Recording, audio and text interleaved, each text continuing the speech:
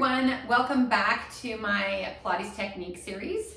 So we've been working on ab curls with rotation, and my first video I talked about the shoulders, and my second video I talked about the trunk and the obliques. And in this third video I'm going to talk about the pelvis and the legs. So let's get started. I do have a ball that I'm going to use. It's a small ball, it's not very big. You can also use a yoga block or a pillow or something like that, just something to put between your knees, and not very big, just something about this size.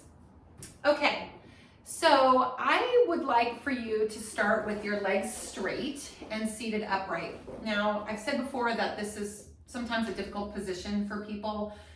So you can bend your knees, or you can sit on something and get your butt upright, but I do want your legs to be together.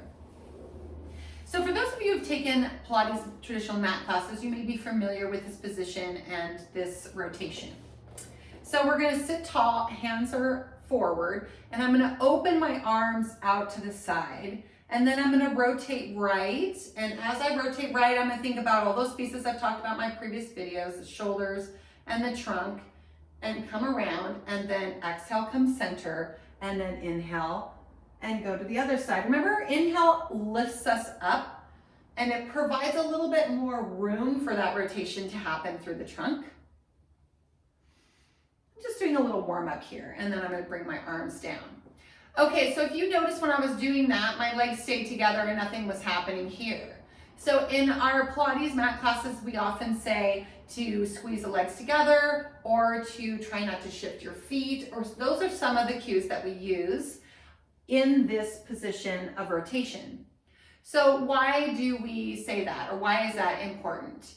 Well, if you are rotating around and you see this happen, or you feel it happen, that is what we consider some false rotation, because really what you're doing is you're using your pelvis, your hip muscle, to pull yourself around rather than the actual trunk muscles. So those obliques that I've talked about. And so you're not getting those muscles to do the movement. You're putting that work through the legs and the hips. So we call that false rotation. Now, in order to keep the legs together, we need to squeeze our inner thighs. So inner thighs, without going into a lot of detailed anatomy here, I'd like for you to think about drawing a triangle from the inside of your knee, right here, and it fans out and up into the pelvis. So it makes a small little triangle like that. So it gets broader and wider as you go up.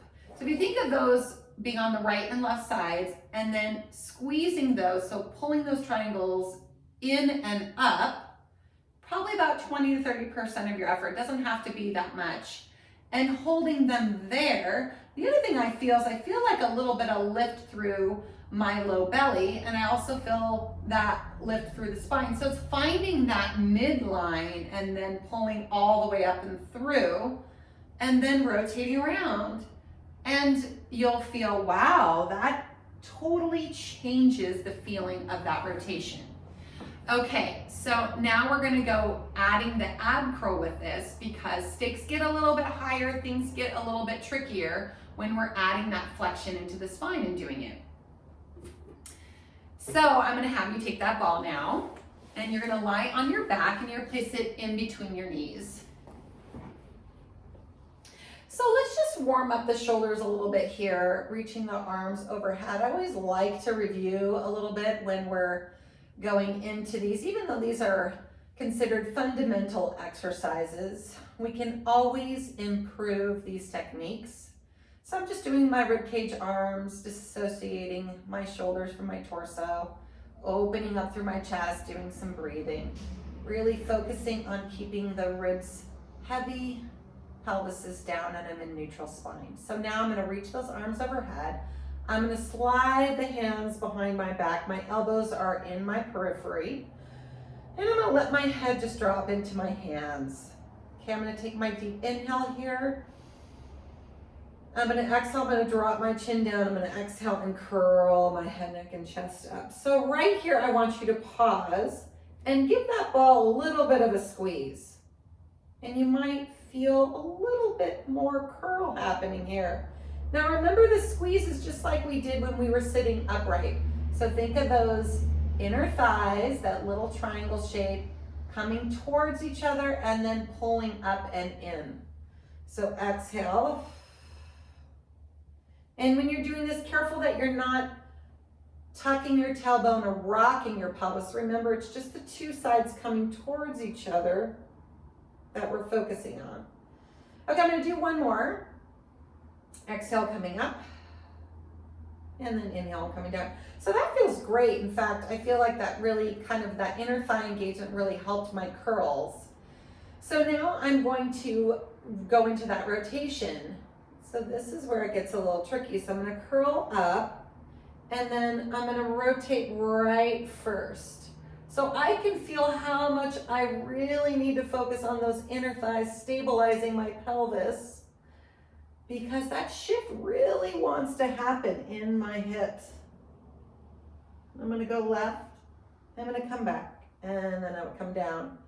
The other thing you might notice is maybe an imbalance between that right and left inner thigh. So remember, I've said before, we're not often very balanced in our body. So they're always gonna have a little bit, one side that feels a little bit more loosey-goosey and the other side that feels a little bit tighter. So sometimes when we go into these exercises, it just is a discovery of those differences. And then I'm coming back to center, and I'm going away and I'm really thinking about engaging that right inner thigh, because I can tell that it just doesn't always want to fire for me. And then come down. So let's do one more. Exhale, curling up, squeezing that ball, rotating right. Really trying not to shift into those hips, falling into those hips, but thinking about staying stable, doing all the work through the trunk and the shoulders, and then coming back down. Okay, that felt great. I really felt my inner thighs. The ball is so helpful, or anything that you can put in between. And when I talk about efforts, we have the muscles that are actually doing the movement, and then we have the muscles that are helping to stabilize. They're like on the same team. They're helping us. So I always say that those stabilizing muscles have a tendency, when I tell someone to squeeze their inner thighs or do this, they want to just go 100%. And great, that's wonderful effort, but it's not always required. So remember, in Pilates, you only want to use the amount of effort required for any given move. And so these stabilizing muscles, the inner thighs, just a 20-30% squeeze, you'll definitely feel them. It'll help your curl. You'll really notice how much you can get more into your trunk, and you'll notice how much your body changes as well. So I hope you enjoyed these techniques, and I will see you again soon with something new. Okay, have a great day. Bye.